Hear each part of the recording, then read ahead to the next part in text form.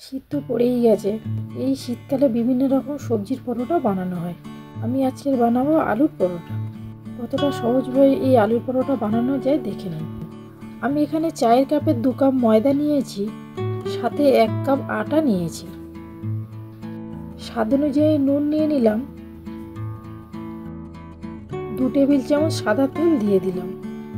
অল্প একটু জোয়ান নিয়ে হাতে এরম ঘষে ওটা আমি দিয়ে দিলাম। এই সব শুকনো উপকরণগুলো হাত দিয়ে ভালো করে মাখিয়ে নেব। এখানে অল্প অল্প করে হালকা উষ্ণ গরম জল দিয়ে একটা ডো বানিয়ে নেব। আমার ময়দার ডো বানানো হয়ে গেছে। এবার একটা ভিজে কাপড় নিয়ে এই ময়দার উপরে দিয়ে দেব, দিয়ে একটা ঢাকা বন্ধ করে কিছুক্ষণ সাইড করে রেখে দেব। ততক্ষণ আলুর পুরের জন্য একটা মশলা বানিয়ে নেব। এখানে হাফ টেবিল চামচ গোটা ধনে নিয়ে নিলাম, হাফ টেবিল চামচ গোটা জিরে নিয়ে নিলাম, আর 2টো গোটা শুকনো লঙ্কা নিয়ে নিলাম। হালকা ভেজে নিয়ে মিক্সার গ্রাইন্ডারের জারে দিয়ে একটা পাউডার বানিয়ে নেব। এখানে আমি আগে থেকে 2টো আলু সিদ্ধ করে রেখে দিয়েছিলাম। একটা এরকম ম্যাশার দিয়ে এটাকে আমি ম্যাশ করে নেব। আলুটাকে ম্যাশ করা হয়ে গেছে। এখানে আমি মাঝারি সাইজের একটা পেঁয়াজ চপ বানিয়ে রেখেছিলাম, সেটা দিয়ে দিলাম। ভাজা মশলাটা বানিয়েছিলাম সেটা দিয়ে দিলাম। আপনারা এখানে চাইলে কাঁচা লঙ্কাও ব্যবহার করতে পারেন। কিছুটা কোচানোর ধনেপাতা দিয়ে দিলাম, অল্প একটু বিট নুন দিয়ে দিলাম, সাথে নর্মাল নুনও দিয়ে দিলাম পরিমাণ মতো। হাফ টেবিল চামচ বাটার দিয়ে দিলাম, হাফ টেবিল চামচ কাশ্মীরি রেড চিলি পাউডার দিয়ে দিলাম কালারের জন্য। দিয়ে আলুটা ভালো করে মাখিয়ে নেব।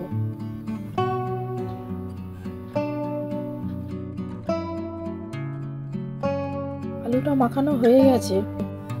এদিকে ময়দার যে ডোটা বানিয়েছিলাম ওই ডোটা থেকে লেচি করে নেব। কাপড়টা খুলে নিলাম, ভিজে কাপড়টা এবার একটুখানি মাখিয়ে নেব। আমার লেচি বানানো হয়ে গেছে। এই লেচিগুলোই থেকে ঠিক আমি এইভাবে একটা বাটি বানিয়ে নেব। বানানো হয়ে গেছে। এবার আলু থেকে কিছুটা পুর এখানে দিয়ে দেব, দিয়ে চারিদিকটা ঠিক এইভাবে আমি চেপে দেব। এমনভাবে চারিদিকটাকে মুড়ে নেব যাতে আলুটা না বাইরে না বেরিয়ে যায়। আর একটা বানিয়ে দেখিয়ে দিলাম, আমি আরও একটা বানিয়ে দেখিয়ে দিচ্ছি। এই বাটিটা বানানোর সময় চারিদিকটা পাতলা হবে, মাঝখানটা মোটা থাকবে, না তো বেলার সময় পুরটা বেরিয়ে যাবে। আমার সব লিচিগুলো থেকে পুর ভরা হয়ে গেছে। এখানে আমি অল্প একটু ময়দা ছড়িয়ে নিলাম, নিয়ে পুর ভরা লেচি থেকে একটা লেচি এখানে নিয়ে একটু হালকা করে ময়দা মাখিয়ে নিলাম। বেলুনি দিয়ে হালকাভাবে বেলে নেব। খুব প্রেসার দেব না, বেশি প্রেসার দিলে পুরটা বেরিয়ে যাবে। হয়ে গেছে, আমি সেঁকে নেব। ওভেনে তাওয়া বসিয়েছি, তাওয়াতে গরম হয়ে গেছে, আমি পরোটাটা দিয়ে দিলাম। পরোটাটা এপিট ওপিট করে ভেজে নেব।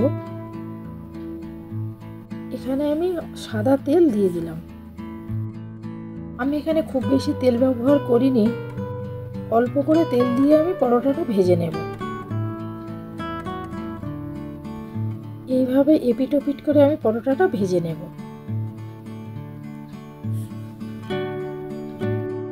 আমার পরোটা ভাজা হয়ে গেছে, আমি নামিয়ে নিচ্ছি। এই একই পদ্ধতিতে বাকি পরোটাগুলো আমি ভেজে নেব।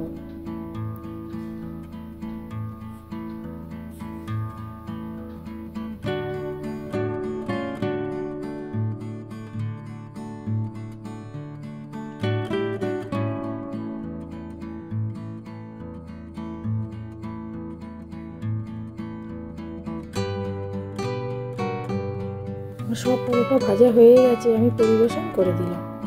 আমার রান্না যদি ভালো লেগে থাকে কমেন্টের মাধ্যমে জানাবেন। ভিডিওটি দেখার জন্য ধন্যবাদ।